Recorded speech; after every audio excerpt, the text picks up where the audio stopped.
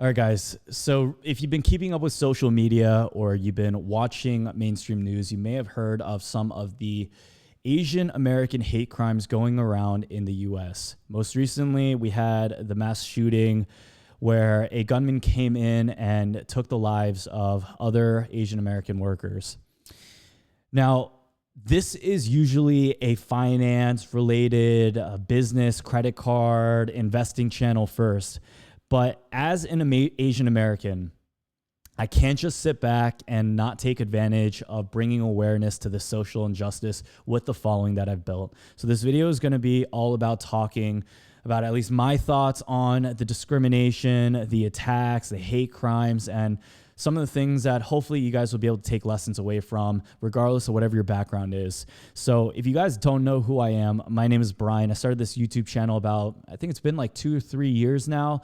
And prior to that, I was going to community college. I grew up in Maryland, grew up in the DMV area. And believe it or not, I was quite the troublemaker growing up. So, man, I don't even know where to start with my story on this. I don't want this video to be like a 2 to 3 hour video, but just know that my parents still work a very difficult blue collar job, very labor intensive stuff. And that's been the way of life for a while. I was very fortunate enough to be raised in the area that I am. It's a pretty nice area, but I did face a lot of discrimination, a lot of bullying as well growing up, just like many other kids might have as well. Now, what's unique about my situation is that unlike most people, I took a very different route when I was getting bullied, when I was ashamed of my identity of being Asian American. So I was expelled from my high school at a certain point. I went through a lot growing up. I got suspended, I believe, roughly 15 to 30 times. I don't remember the exact number on my head. I want to go back to my high school, my middle school, and see if they can pull up my old records or something and read through some of the crazy stories that I've been through. But I was a troublemaker, and it wasn't always like this. I wasn't necessarily a bad kid at all either. I had a ton of friends growing up, and I was pretty involved in the community. But there was a point in my life where I really lost my identity and I really didn't know how to respond. So as a kid growing up, I feel like it's safe to say that we all want to fit in. Most kids want to fit in, and the last thing you want to do is stand out, unlike what you feel like growing up. I feel like when you become college and you're an adult, you want to stand out a little bit. You want to create an identity in yourself. You want to be good in certain things, and you want to be acknowledged. You don't want to be forgotten. As a kid, being Asian American was not the easiest thing growing up because the demographic of my schools and my neighborhood was, for the most part, about 80% white. There were about 5, 6 other Koreans in my own grade growing up. And in elementary school, I'd be lucky enough to have 1 or 2 other Korean friends, let alone any other Asians in that class. So growing up, guys, I was this terrified, scared little Asian kid. My earliest memory of what was me just literally sitting in class in kindergarten. My mom dropped me off. The entire class, all the kids are going about their agenda, doing their thing. And the only thing I could do was put my head down on this desk. And I remember just crying the entire day. And the teachers had to call my mom to come pick me up. So I didn't grow up this extroverted guy, being able to talk to thousands of people on the internet. This was something I had to develop over time as an individual through all the hardships and lessons that I've had. So, I was lucky enough to a point where my parents invested the small money that they had into my education. If you guys come from any immigrant families, you'll know that your parents will do everything they can in order to set you up for as much success as possible. They will sacrifice everything. They will work the hardest jobs in order for you to have a chance to succeed in this life. Most families, especially from Asia, especially from Korea, don't come from a financially safe background. Most of the time, they come here to have that better life and to set that up for their children like us. So it took me a while to understand that, but once it did, I feel like that's when the gear started to click for me, and that's when I started to really get motivated about starting my own business, starting my first e-commerce store, starting a marketing agency, moving on to YouTube channel and grinding and hustling at that. But prior to that, when my pea brain was still getting formed, I really didn't understand my purpose here, and I always felt like I was underneath people. I always felt like I was beneath all of my peers, and I just wanted to fit in.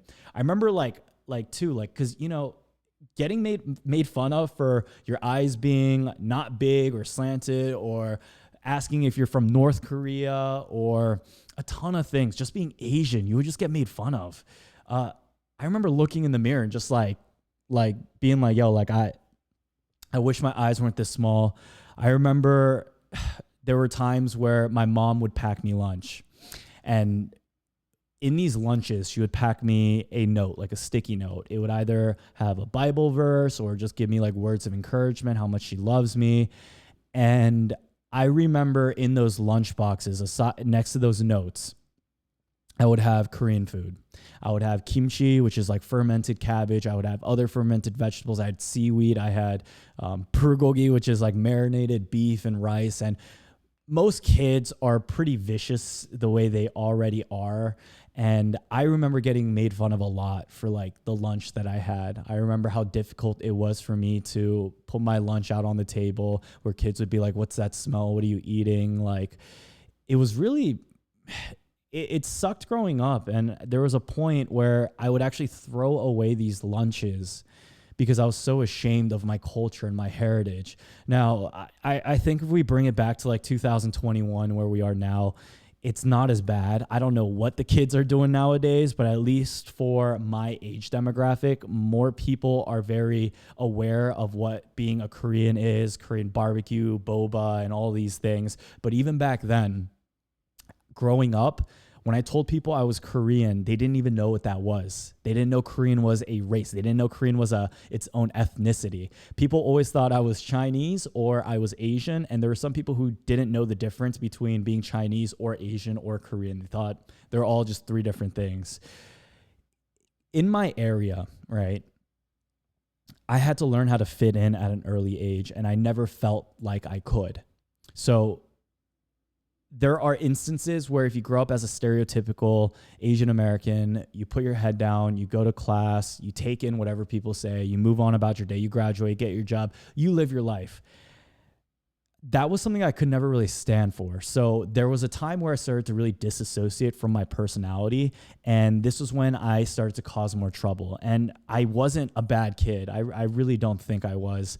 I remember, though, standing up a lot when there was discrimination, or when I felt like I was getting picked on, or when I saw other people picking on others, or when I saw teachers just taking advantage of their privilege of being a teacher and having that authority in the room. There were instances where, man, there are a lot of stories. I don't even know where to start with them. But if someone called you something that was racist, as an Asian American, it was almost the norm to just laugh it off and be like, that's funny, and just kind of like go about the joke and not let it bother you. But there are clearly things that are offensive, that are just attacking your heritage and all the things that my parents, my grandparents, and even their parents had stood for. So when someone was being racist to me, natural thing is to walk away. If they called you Bruce Lee, Jackie Chan, walk away, laugh it off. But for me, I decided to fight. I decided to literally be like Bruce Lee or Jackie Chan, hit him in the face, start throwing the hands. And that's how I grew up. That got me in trouble a lot. And I couldn't really tell people that. There were no other Korean Americans that really embraced their culture enough, that weren't Americanized, that I could share these struggles with. I couldn't share these struggles with my parents at all, because I knew that they would get discriminated too. And I don't want them to feel like there was a burden. I didn't want them to feel like they had to worry about me getting bullied. So I remember finding different ways to adapt. I remember sticking up for myself. And I remember when I was able to do that, I wouldn't get picked on anymore. For a majority of my life, getting bullied was the norm for who I was. And I would never talk about this, not even to people that I know in real life. I just don't talk about this. So, it's crazy that I'm sharing this on YouTube. Later on, this is pretty much what developed me into the identity that I have now. I really started to find my passion in other things, and I really was able to find avenues where I could stand out and people wouldn't just look at me as being this Asian American. We'd all be equals. And this came from actually sports and playing different sports. And this is something I really enjoyed. So rugby was actually one of the sports that definitely impacted my life for the better. Prior to that, I played tackle football for a few years, middle school and high school. And it was really where I start to understand the true value that if I'm able to work hard in other industries and I'm able to stick up for myself and I'm able to find the work ethic and the determination and all the attributes that I have now as an adult, if I'm able to harness that, it won't matter what I look like. I feel like I could use that as an advantage. And that's when the gears started to click. So I started to really have this dissociative personality that's split away from being this shy, introverted, terrified kid to someone who starts to really embrace that, hey, I'm the only yellow guy out here. I really enjoy it. Let me take advantage of this. How can I be special? Like, I'm the only Asian guy playing rugby around this area. How can I be special? How can I take advantage of that? So I really started to embrace that. And I feel like that carried on a while into what I do now, especially with YouTube and business. And the whole reason I bring up my story and the whole reason why I talk about this disassociation is because I feel like it is a very strong symbolism of what most Asian Americans experience today, except most Asian Americans still stay scared, they still stay quiet, and they just take that type of discrimination. We are often considered the people that don't stick up. If our elders are getting punched in the face, they won't do anything about it. And most people know that. They won't go to the police. They won't make a scene about it. They'll oftentimes just work their jobs and get by and stay in their lane. Now, most of you guys know, and most of my viewers are educated enough to know that us Asian Americans didn't start COVID-19. We're just chilling here. We're trying to get by just like most people are as well. But it seems like there are a group of people out here who truly hate and believe that the whole world crumbling apart was due to us, and they want to take their hate out on us. And even to this day, even though I don't get the full effects of the discrimination and the words that I got back in the day, I still get fragments and remnants of what that used to be, even today now with the following that I have. I want to say, regardless of what I experience, because everyone gets discrimination to a certain degree, everyone feels some type of way in their life. When it comes to the population of vulnerable elderly people, that's when we actually have the issue. That's when I actually get pissed off.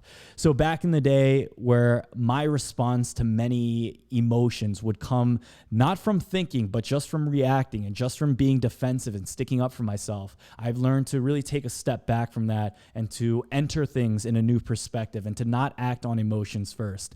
This is something that has helped me tremendously in the character I have now. And you guys may have seen, the way I try to handle conflict now, especially following me on YouTube or just knowing me in person. Here's what I'll say. There needs to be more awareness, maybe not even towards just simple Asian Americans, because most of us have been dealing with this our whole lives. We get by. Immigrants deal with this. That is life. But there needs to be awareness to the people who are vulnerable, who don't have this opportunity to protect themselves. If this 20, 30-year-old freaking kid wanted to come up and jump me and punch me because of everything going on in the news, I am okay with that. I'm okay because that would be a fair fight, right? But as soon as this guy starts hitting and throwing down people that are 50, 60 years old and know they can't fight back, that's when I actually get pissed. That's when my YouTube channel gets demonetized. So regardless of whatever situation you're in, first, I want to just say, check out the links down below in the description for any of the GoFundMes for the victims, for the resources where you can learn more about this. My friends actually recommended me the movie Minari, I think that's what it's called. I haven't yet watched it, but they told me that's a great movie to get a better idea of that first generation immigrant life. And you don't necessarily have to be Asian American to relate to any of this. I'm telling you, there are so many different groups out here that are getting discriminated all the time, and there is social injustice and inequity every single place we look. I think right now, with the climate of how crazy things are in the world, the best thing that we can do is to talk about it and make these conversations happen within our own communities. And hopefully, the biggest thing is I just don't want a little Billy Jung to experience any of the things that I experience, or any of the older people that I know in my life to get attacked or killed out here because of what's going on in the world. So I know I'm a finance channel first. This video will probably tank on my channel, and that's to be expected. I don't care about any of that.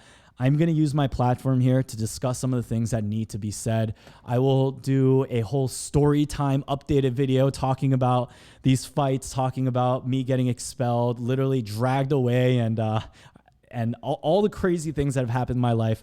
I will share that one day. Maybe I'll start a podcast or something like that, but there are definitely a lot of lessons to be made. And the person that I am now is completely different from the person that I used to be growing up. So a lot of work had to be done in order to make that change possible. But I just want to say, if I can be a beacon of light or inspiration for anyone who struggles in what they do right now or the identity that they have, I just want to say, if I can do it, then you can too. I don't want to say the odds were against me, because I had the great privilege of growing up and being born in the US, which already opens up so many doors. But I just want to say that we all start from equal playing fields. Some of us may have less cards, but you are entirely capable of changing all of that. So if you find that there are areas where you are extremely passionate, but you feel like you can't do anything about it because you're too small, that is completely far from the truth. You can be anything that you want to be. You can grow your own audience. You can be a senator. You can run for the president, as wild and corny as that sounds. You literally have the power to manifest anything that you want. And I just want to empower my audience, my people, or anyone who is feeling like they are not good enough, whether it's their finances, whether it's their smarts, whether it's the color of their skin, whether it's the job they work, where they live, or the car that you drive. That is not the truth at all. You are completely capable and smart enough and just as good as everyone else out here. It just matters what you decide to do with it in your own life. So guys, that's my video, just talking about all the craziness going out in this world right now, on the discrimination, on the hate.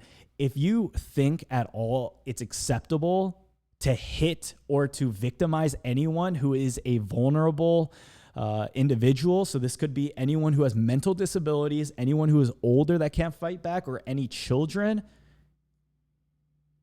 I will destroy you. I just can't stand for any of that. I really hope my audience is able to defend that as well too.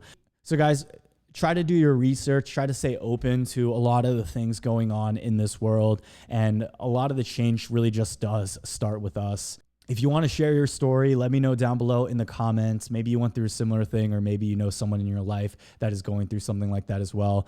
But the change really does start with us. If you do see any acts of discrimination or disrespect, the last thing you should be doing is to just stand there and watch. Go and help our elderly. Go and help people who are less than you. Go help people that are less fortunate than you. Don't just stand there and do nothing at all. I know most Asian grandmas and grandpas may not be able to speak or understand English fluently, but they'll be able to tell just from the vibes if you want to help them or not. You know, and some of them may be more cold, more bitter from all the things that they've experienced in their life. But it's really all about just giving out the love, you guys. Hopefully we'll be able to continue to do that and just push that and make this year incredible. So thank you all so much again for watching this video. Definitely a different video, definitely something that we often don't discuss on this channel, but don't get jumped out here. Don't hate, stay active in your communities. I love you all. Thank you all so much again for watching. And until next time, peace out.